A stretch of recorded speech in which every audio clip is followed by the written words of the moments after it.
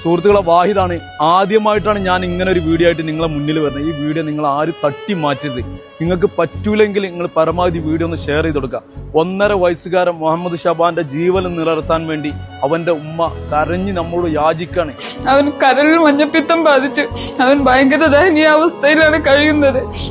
എനിക്ക് വേറെ ആരുമില്ല സഹായിക്കാൻ. നിങ്ങൾ എല്ലാവരും സഹായിച്ച് അവനെ ജീവിതത്തിലേക്ക് തിരിച്ചു കൊണ്ടുവരണം. ലിവറിന് മഞ്ഞപ്പിത്തം ബാധിച്ച് ലിവർ മാറ്റിയേക്കാണ്. ഉപ്പ ലിവർ കൊടുക്കാൻ തയ്യാറാണ്.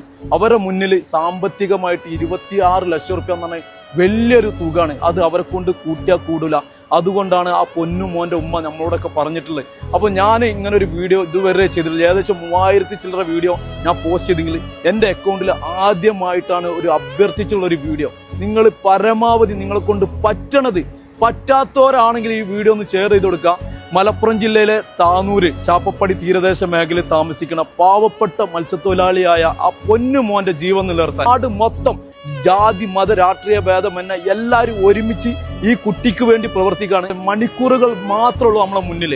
ഈ കാണുന്ന അക്കൗണ്ടിൽ, ഈ ഗൂഗിൾ പേയിൽ നിങ്ങളെ കൊണ്ട് പറ്റണത് ആ പൊന്നുമോന്റെ ജീവൻ നിലനിർത്താൻ നമ്മളൊക്കെ കടമയാണ്.